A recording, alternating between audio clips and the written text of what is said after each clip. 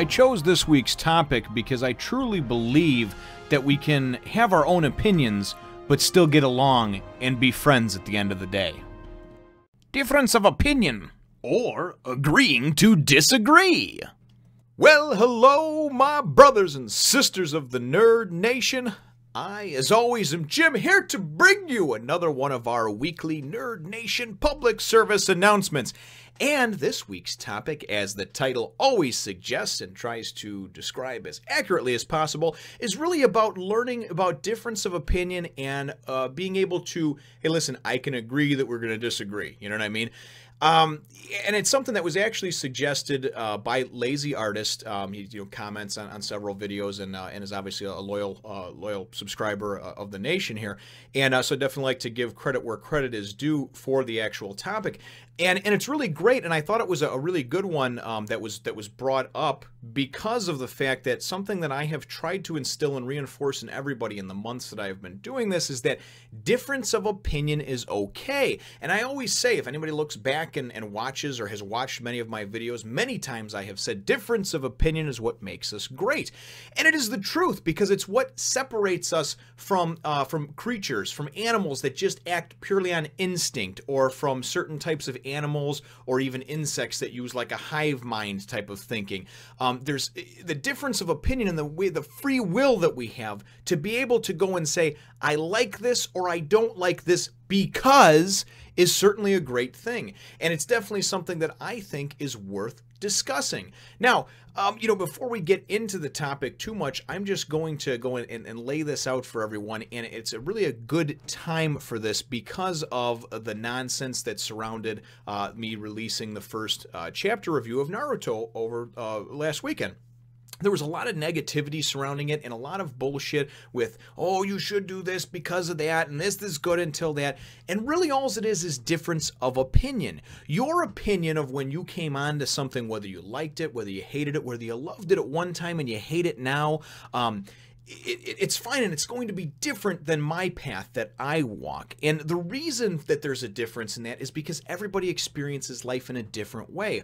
When somebody first discovered One Piece or Naruto or whatever series it is that they like, whether it be a comic book, a television, a cartoon, a manga, an anime, it doesn't matter.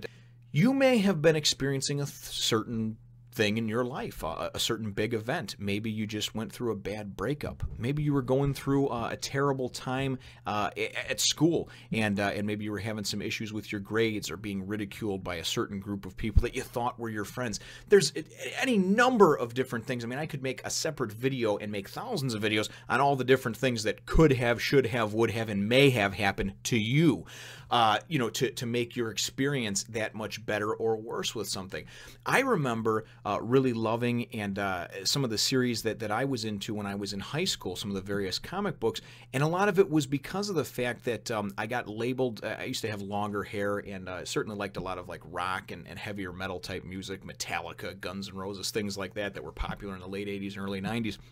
And one of the things for me always was that I was immediately kind of labeled by many of the different crowds and cliques in high school as this long-haired stoner. And I didn't even smoke pot at the time. Now, I'm not denying that I've ever smoked it, but I hadn't at the time. But I was labeled and kind of pigeonholed into that sort of like, well, he must be an idiot, right? And believe it or not, I'm actually a fairly smart person. But a lot of people didn't even want to give me the time of day to get past that.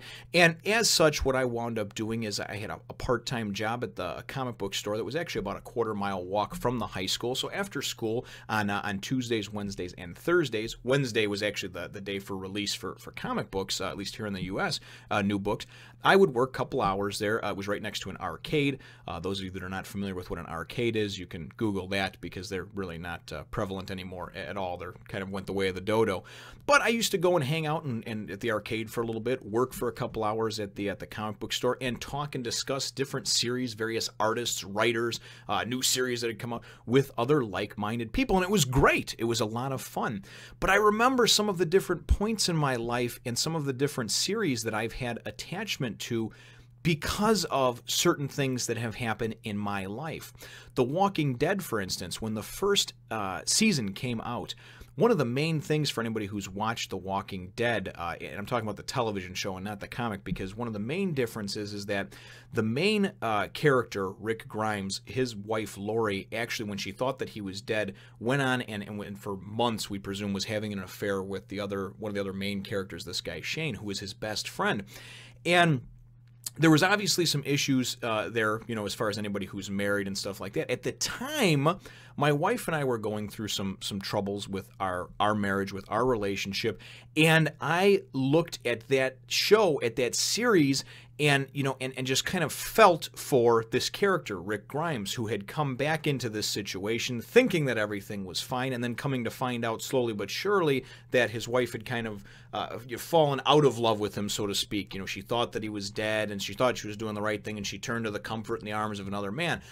Anyway, the point being, and the reason that I gave you that 2-minute synopsis and breakdown, was that The Walking Dead, no matter how good or bad it ever gets, and you can give whatever opinion you want on it, it's always going to hold a place near and dear in my heart, and I'm always going to remember that first season and what I was going through in my personal life when that happened. So I really think that that's where a lot of people need to go and take a step back and realize that, hey, listen, man, we don't need to agree. We don't need to see eye to eye on this particular subject, because your experience and thought process for why you love it or hate it is different than mine. So there's many times that I can simply say, listen, I don't mind a healthy debate or even an argument about things, as long as at the end of the day we can shake hands and say, hey, listen, man, I get your point. I don't agree with it, but I get your point. And that's really where we need to come together as brothers and sisters of the nation. And some people have already done it. Many of you have already done it. Many of you are really buying into the whole thought that I have of, hey, listen, it's cool. We're all fans of these various series, right? And we can talk about them, and we can agree about things, and we can disagree about things. But at the end of the day, we can still be friends, and we can still be part of a community. So that's really what I'd like to reinforce with this. And I'd certainly like to get some healthy discussion or even debate going down below. But many times I think what happens is somebody is emotionally tied to a series, or just and positively or negatively. You could love it or you could hate it for one reason or another, and they feel as if they need to vehemently defend that position to all others who might oppose it, and you will strike down with furious vengeance and wrath and anger those who do not agree with that said opinion that you have.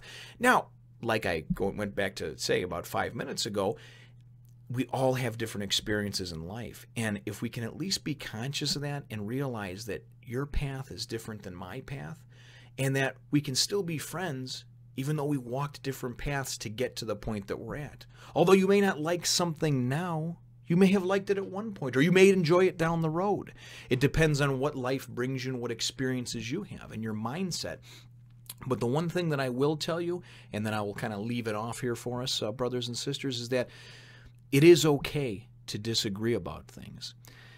It's fine to say that I like the color red and you like the color green, and we both think it's the best color in the world. Now, those opinions differ, right? But I don't need to personally attack you, your family, your morals, your values, your weight, your height, your face, the way you look, the way you talk, the way you act, the way you smell, the way you breathe, just because your opinion differs from mine. Because that gets into belittling. And that gets into, it's not about what's right anymore. It's not about me having a love for the color of red and you having a love for the color of green. It's about me personally attacking you to try to make my point somehow more valid. If I dismantle everything about you and your person and what you've done in your life, that somehow makes my point and my love for the color of red that much more profound. And everybody should love the color red now, because you're clearly an idiot because you love the color green. So for those of you, and obviously that's just a hypothetical with things, but for those of you that do have that difference of opinion, when you think about being negative with people and attacking other people, stop and think for just a second and try to think that that person has that opinion for a reason. They've walked that path for a reason. They've walked a different path than you. And although it is okay to not agree with them, you don't have to attack them. You don't have to beat them up. And trust me when I tell you, because I was a person who for many, many years was very angry. I obviously have very terrible eyesight, right? And there was a lot of different things that I was angry about, and I blamed this person, I blamed that person, and everything else. And instead of looking at the positives and what I did have, I chose to focus on the negative. And I chose to focus on, oh, and you don't understand, you don't understand, you don't understand. And now I've realized, though, just through, I guess, age comes a little bit of wisdom, I guess you would say. You know, I've experienced some of these things. I've been on the receiving end of some of these type of things. And it's not a good thing to do to other people, whether they're friends, loved ones, relatives, or even just, you know, the guy at the gas station.